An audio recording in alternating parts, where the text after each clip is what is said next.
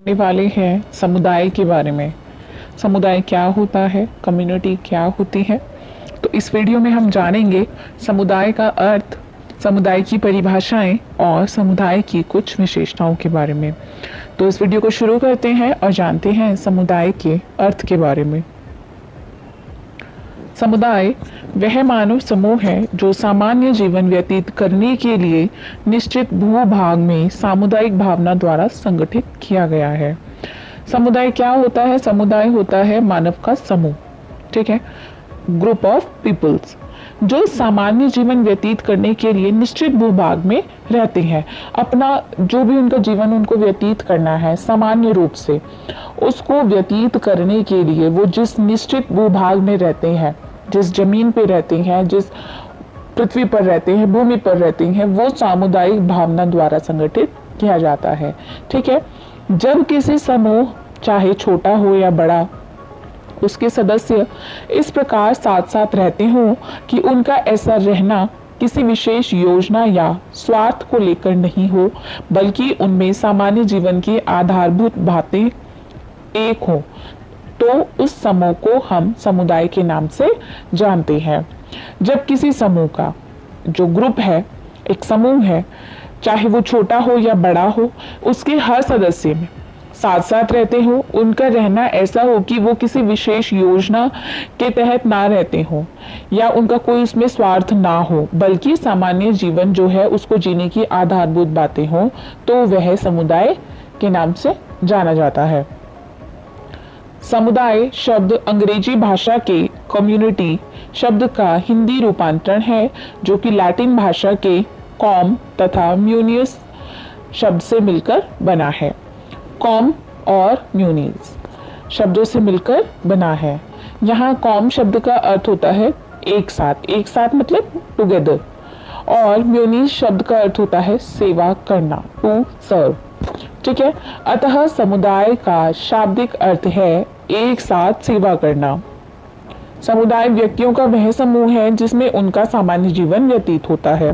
ठीक है, जैसे कि मैंने आपको फर्स्ट लाइन में ही बताया कि जो समुदाय होता है वो व्यक्तियों का समूह होता है, जिसमें कोई स्वार्थ नहीं होता, जिसमें उनका कोई निहित उद्देश्य नहीं होता जिसको पूरा करने के लिए वो समुदाय बनाया गया होता है, बल्कि वो तो इसलिए बनाया होता है ताकि एक साथ रहकर व्यक्तियों के समूह द्वारा उनका जो जीवन है उसको व्यतीत किया जा सके।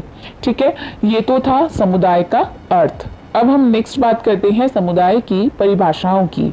बात करते हैं मैकाइवर और पेज के अनुसार। समुदाय सामान्य जीवन का एक क्षेत्र है। मैकाइवर अपने शब्दों में कहते हैं कि जो समुदाय है वो सामान्य जीवन जीने का क्या है, एक क्षेत्र है। फिर हम बात करते हैं डेफिनेशन नंबर 2 की। मेंजर के अनुसार वह समाज जो एक निश्चित भूभाग में रहता है समुदाय कहलाता है।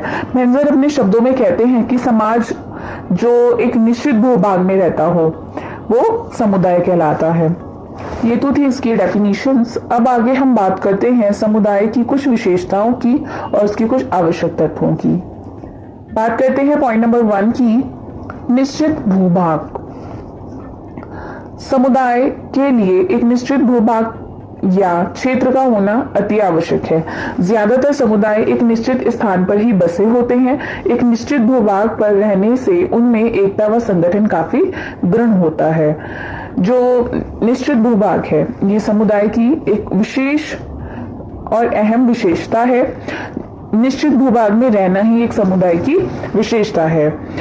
ये एक निश्चित भूभाग पर रहते हैं और ये निश्चित भूभाग पर बसे होते हैं, जिससे क्या होता है कि जो वहां पर इन लोगों का ग्रुप होता है, इनका जो समूह होता है, साथ में रहने से उनमें क्या बढ़ता है, एकता बढ़ती है और जो उनका संगठन होता है वो काफी स्ट्रांग हो जाता है, काफी दृढ़ हो जाता है। बात करते हैं पॉइंट नंबर 2 की।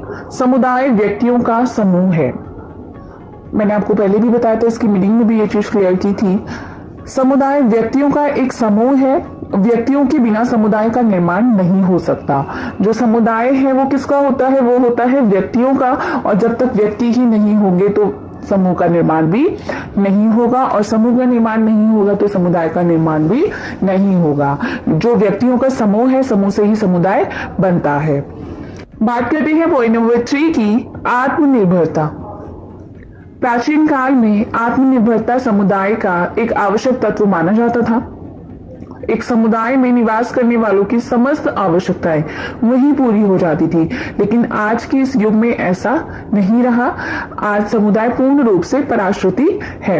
जो आत्मनिर्भरता है वो प्राचीन काल में अगर बात करें तो प्राचीन काल में क्या होता था कि जो समुदाय होते थे उनमें आत्मनिर्भरता पाई जाती थी, और जो एक समुदाय में निवास करने वाले लोग होते थे उनकी जितनी भी आवश्यकताएं होती थी वो एक जो उनका एक समूह होता था, ठीक है, समूह होता था व्यक्तियों का, तो उस समूह से जो समुदाय बनता था उस समुदाय में ही उनकी जितनी भी आवश्यकताएं होती थी वो वहीं की वहीं पूरी हो जाती थी।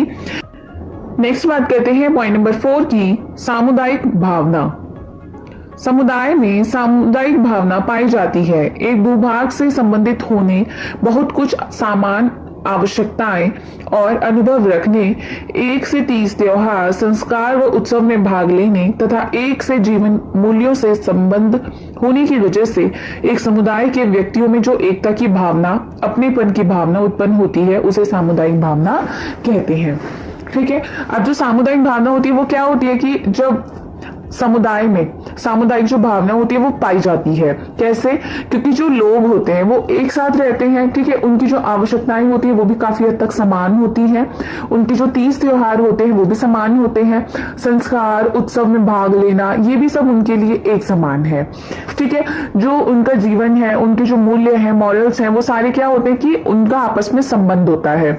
जैसे एक होता है ना पंजाबी समुदाय बोलते हैं, फिर बोलते गढ़वाली समुदाय, सिंध समुदाय, इनमें क्या होता है कि इनकी जो भी कल्चर है, जो भी इनके मॉरल्स है, जो भी इनके एथिक्स है, उसमें क्या होता है कि जो इनके 30 त्योहार है वो इनके आपस में सेम होते हैं, इनकी जो कम्युनिटी के लोग होते हैं।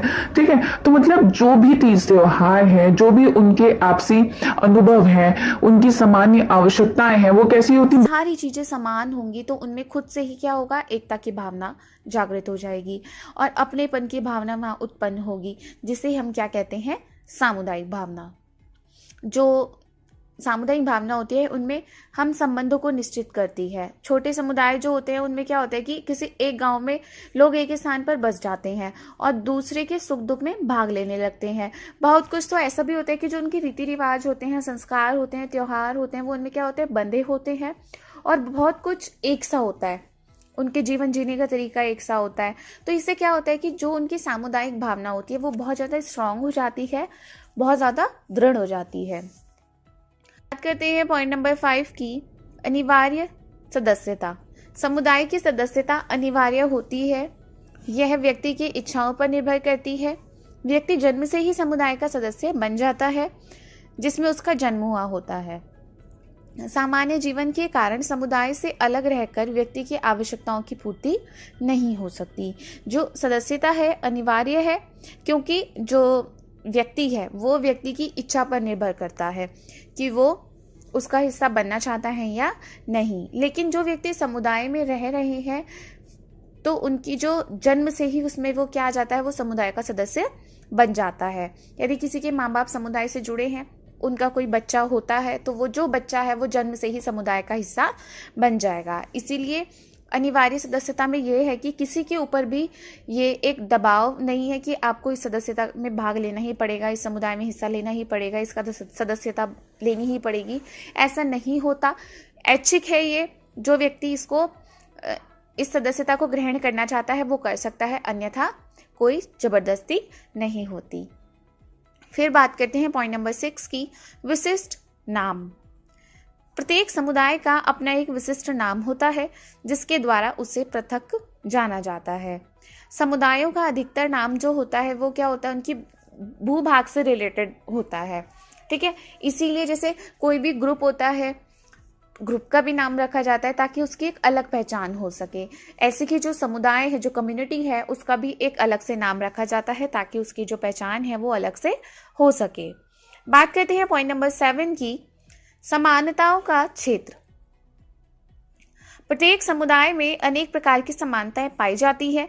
जो समुदाय है उनमें अनेक प्रकार की जो समानताएं हैं, जो सिमिलैरिटी है वो पाई जाती है। ये समानताएं प्रथाओं में, रूढ़िवादी विचारों में, रीति रिवाज और उत्सव मनाने के अनेकों ढंगों में पाई जाती है।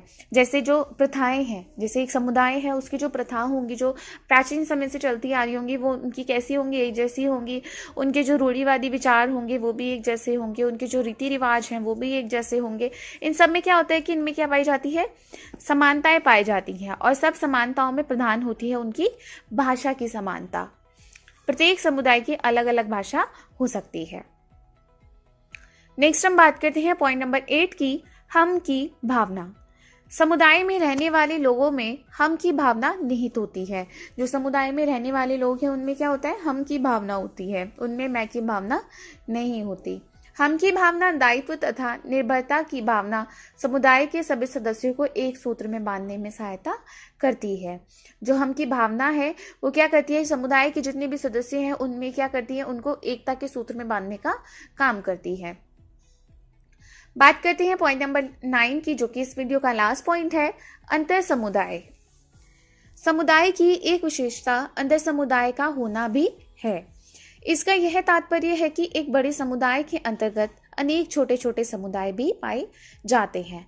जो एक समुदाय है, ठीक है, एक बड़ा समुदाय है, उसमें जो ग्रुप ऑफ मेंबर्स हैं उनकी जो संख्या है वो बहुत ज़्यादा है, ठीक है। उस समुदाय के अंदर भी उनके कुछ छोटे समुदाय पाए जाते हैं। छोटे छोटे समुदाय एक बड़े समुदाय में देखने को मिलते हैं। तो ये था अंतर समुदाय।